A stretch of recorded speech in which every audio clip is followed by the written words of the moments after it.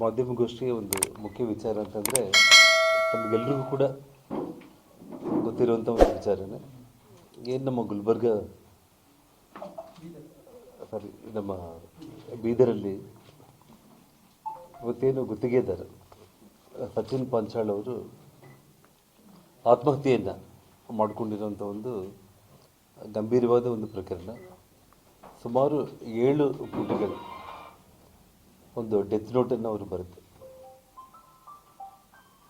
ಅದರಲ್ಲೂ ಆ ಡೆತ್ ನೋಟಲ್ಲಿ ರಾಜು ಅನ್ನೋರು ಅಂದರೆ ನಮ್ಮ ಪ್ರಿಯಾಂಕ ಖರ್ಗೆ ಅವರ ಆಪ್ತರು ಅವರ ಹೆಸರನ್ನು ಬರೆಯೋದ್ರ ಜೊತೆಗೆ ಭಾಳಷ್ಟು ಗಂಭೀರವಾದ ವಿಚಾರಗಳನ್ನು ಡೆತ್ ನೋಟಲ್ಲೇ ಅವರು ಮೆನ್ಷನ್ ಮಾಡಿದ್ದಾರೆ. ಅಂದರೆ ಅವ್ರಿಗೆ ಯಾವ ರೀತಿ ಕಿರುಕುಳ ಆಗಿದೆ, ಆ 5% ಕಮಿಷನ್ನ ಕೇಳೋದ್ರ ಜೊತೆಗೆ ಪ್ರಿಯಾಂಕ ಖರ್ಗೆ ಅವ್ರ ಜೊತೆ ಇರುವಂಥ ಒಂದು ಆತ್ಮೀಯತೆಯನ್ನು ಅವ್ರಿಗೆ ಹೇಳೋದ್ರ ಜೊತೆಗೆ ಹಣಕ್ಕೆ ಬೇಡಿಕೆ ಇಡೋದು ಮಾತ್ರ ಅಲ್ಲದಂಗೆ ಅವರಿಗೆ ಒಂದು ಪ್ರಾಣ ಬೆದರಿಕೆಯನ್ನು ಕೂಡ ಹಾಕಿರುವಂಥ ಒಂದು ಸಂದರ್ಭದಲ್ಲಿ ಅತಿ ಚಿಕ್ಕ ವಯಸ್ಸಿನ ಸಚಿನ್ ತೀರಾ ಹಿಂದುಳಿದ ಒಂದು ಕುಟುಂಬಕ್ಕೆ ಸೇರಿರುವಂಥ ಒಬ್ಬ ಗುತ್ತಿಗೆದಾರ. ಆ ಕುಟುಂಬದಲ್ಲಿ 5 ಮಂದಿ ಸಹೋದರಿಯರು ಅವ್ರಿಗಿರುವಂಥದ್ದು. ತುಂಬ ಬಡ ಕುಟುಂಬ. ಇಡೀ ಆ ಕುಟುಂಬನೇ ಸಚಿನ್ ಮೇಲೆ ಅವರ ಆಧಾರದಿಂದನೇ ಬದುಕ್ತಾ ಇರುವಂಥ ಒಂದು ಕುಟುಂಬ ಅದು.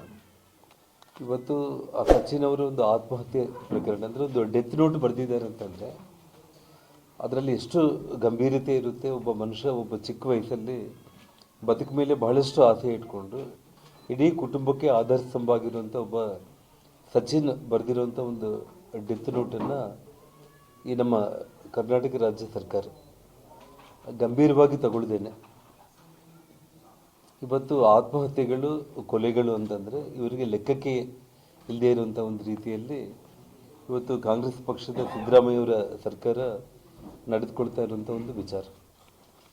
ಇವತ್ತು ಆ ಒಂದು ಡೆತ್ ನೋಟ್ ಬಗ್ಗೆ ತುಂಬ ಹಗುರವಾಗಿ ಇವತ್ತು ಪ್ರಿಯಾಂಕ ಖರ್ಗೆ ಅವರಾಗಿರ್ಬೋದು, ಈ ರಾಜ್ಯದ ಗೃಹ ಮಂತ್ರಿಗಳಾಗಿರ್ಬೋದು, ಈ ರಾಜ್ಯದ ಉಪಮುಖ್ಯಮಂತ್ರಿಗಳಾದ DK ಶಿವಕುಮಾರ್ ಅವರಾಗಿರ್ಬೋದು, ಬಹಳಷ್ಟು ಹಗುರವಾಗಿ ಇದನ್ನು ಲೆಕ್ಕಕ್ಕೆ ಇಲ್ಲದೇ ಇರುವಂಥ ಒಂದು ರೀತಿಯಲ್ಲಿ ಅವರು ಮಾತಾಡ್ತಾ ಇರೋದು ನೋಡ್ತಾ ಇದ್ದರೆ ಬರುವಂಥ ದಿನಗಳಲ್ಲಿ ಕರ್ನಾಟಕ ಜನತೆ ಅವ್ರಿಗೆ ಯಾವ ರೀತಿ ಪಾಠ ಕಲಿಸ್ತಾರೆ ಅನ್ನೋದನ್ನು ನಾವು ಮುಂದಿನ ದಿನಗಳಲ್ಲಿ ನಾವು ನೋಡಬೇಕಾಗುತ್ತೆ.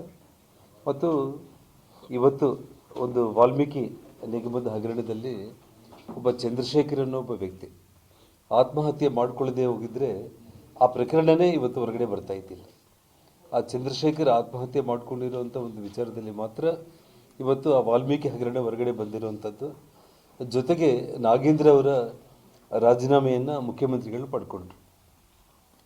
ಇವತ್ತೊಬ್ಬ ಗುತ್ತಿಗೆದಾರ ಡೆತ್ ನೋಟನ್ನು ಬರೆದು ಕೈಯಲ್ಲೇ ಇಟ್ಕೊಂಡು ಪ್ರಾಣ ಬಿಟ್ಟರು ಕೂಡ ಇವತ್ತು ಪ್ರಿಯಾಂಕ ಖರ್ಗೆ ಅವರ ರಾಜೀನಾಮೆಯನ್ನು ಪಡೆಯೋದಕ್ಕೆ ಹಿಂದೇಟು ಹಾಕೋದ್ರ ಜೊತೆಗೆ ಅವರನ್ನು ಸಮರ್ಥನೆ ಮಾಡಿಕೊಳ್ಳುವಂಥ ಒಂದು ವಿಚಾರ ನಿಜವಾಗ್ಲೂ ಕೂಡ ಇದು ಇಡೀ ಕರ್ನಾಟಕ ರಾಜ್ಯದ ಜನರು ಅಂದರೆ ಇವತ್ತು ಈ ಮುಖ್ಯಮಂತ್ರಿಗಳನ್ನು ಸರ್ಕಾರವನ್ನು ಗಮನಿಸ್ತಾ ಇದ್ದಾರೆ ಅನ್ನೋದನ್ನು ಕೂಡ ಮೈಮರೆತು ದುರಹಂಕಾರದಿಂದ ತುಂಬ ಹಗುರವಾಗಿ ಮಾತಾಡುವಂಥ ಒಂದು ಸಂದರ್ಭ.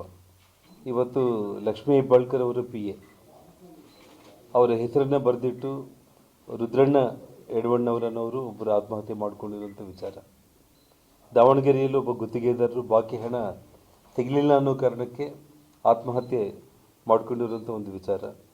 ಮಾಗಡಿಯಲ್ಲಿ ಕ್ರಷರ್ ಲಾರಿ ಮಾಲೀಕರೊಬ್ಬರು ಅಂದರೆ ಅವ್ರಿಗೇನು ಮಾಮೂಲಿ ಕೊಡೋದಕ್ಕೆ ಲಂಚ ಕೊಡೋದಕ್ಕೆ ಆಗದೇ ಇರುವಂಥ ಸಂದರ್ಭದಲ್ಲಿ ಅವ್ರ ಮೇಲೆ ಬಂದಿರುವಂಥ ಒತ್ತಡಕ್ಕೆ ಅವರು ಆತ್ಮಹತ್ಯೆ ಮಾಡ್ಕೊಂಡಿರುವಂಥ ಒಂದು ವಿಚಾರ.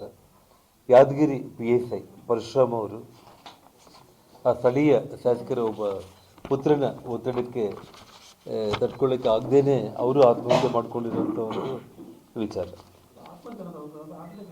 ಆದರೆ ವಿಷಯ ಏನಂತಂದರೆ ಅದು ಹಾರ್ಟ್ ಫೇಲ್ ಆಗಿ ಹೃದಯಾಘಾತದಿಂದನೇ ಮರಣ ಹೊಂದಿದ್ದಾರೆ ಅನ್ನೋದು ವಿಚಾರ. ಆದರೆ ಅವರು ಮಾನಸಿಕವಾಗಿ ತುಂಬ ನೊಂದಿದ್ದಾರೆ. ಆ ವಿಷಯದಲ್ಲೂ ಕೂಡ ಎಂಕ್ವೈರಿ ಆಗಬೇಕು ಅಂತೇಳಿ ನಾವೆಲ್ಲರೂ ಕೂಡ ಹೋಗಿ ಒತ್ತಡ ಮಾಡಿರೋವಂಥದ್ದು. ಸೊ ಅವರು ಕೂಡ ಎಲ್ಲ ಕಂಪ್ಲೀಟ್ ಉಲ್ಲೇಖ ಮಾಡಿದ್ರು ಅವ್ರಿಗೆ ಯಾವ ರೀತಿ ಒತ್ತಡ ಇತ್ತು ಅನ್ನೋದು. ಅಂದರೆ ಅದು ಬರೆದಿದ್ದ ಆಧಾರದ ಮೇಲೆ ಅವರೇನು ಹೃದಯಾಘಾತದಿಂದ ತಿರ್ಕೊಂಡು ಹೋಗಿದ್ದಾರೆ ಅಥವಾ ಏನಾದರೂ ಆತ್ಮಹತ್ಯೆ ಆಗಿದ್ದೇನೆ ಅಥವಾ ಇನ್ನೇನಾದರೂ ಆಗಿದ್ದೇನೆ ಅನ್ನೋದು ಕೂಡ ಈಗಲೂ ಕೂಡ ಒಂದು ದೊಡ್ಡ ಪ್ರಶ್ನೆ ಇದೆ. ಇನ್ನು ಇದರಲ್ಲಿ ನಾವು ಡೀಪಾಗಿ ನಾವು ಹೋದ ಪಕ್ಷದಲ್ಲಿ ಒಬ್ಬ ಹಿಂದೂ ಮತಕ್ಕೆ ಸಂಬಂಧಪಟ್ಟಂತೆ ನಮ್ಮ ಹಿಂದೂ ಸಮಾಜದ ಸಿದ್ಧಲಿಂಗ ಸ್ವಾಮೀಜಿಯವರನ್ನು ಕೊಲೆ ಮಾಡೋದಕ್ಕೆ ಮಹಾರಾಷ್ಟ್ರದ ಒಂದು ಸುಫಾರಿ ಒಂದು ಕಿಲ್ಲರ್ಸ್ ಏನಿದೆ ಅವ್ರಿಗೆ ಕಾಂಟ್ರ್ಯಾಕ್ಟ್ ಕೊಟ್ಟಿರೋಂಥ ಒಂದು ವಿಚಾರ ಆಗಿರ್ಬೋದು. ಮತ್ತು ಇವತ್ತು ನಮ್ಮ ಒಬ್ಬ ಯುವ ನಾಯಕರು ಆ ಭಾಗದಲ್ಲಿ ಮಣಿಕಂಠ ರಾಠೋಡನ್ನು ಮತ್ತು ಚಂದು ಪಾಟೀಲ್ ಅವರನ್ನು ಮತ್ತು ನಮ್ಮ ಬಸವರಾಜ್ ಮತ್ತಿಮೂಡವರನ್ನು ಕೊಲೆ ಮಾಡೋದಕ್ಕೆ ಇವತ್ತು ಅವ್ರು ಏನು ಕಾಂಟ್ರ್ಯಾಕ್ಟ್ ಕೊಟ್ಟಿದ್ದಾರೆ ಅನ್ನೋಂಥ ಒಂದು ವಿಚಾರ ಕೂಡ ತುಂಬ ಗಂಭೀರವಾಗಿ ಡೆತ್ ನೋಟಲ್ಲೇ ಬರೆದಿರುವಂಥ ಒಂದು ವಿಚಾರ.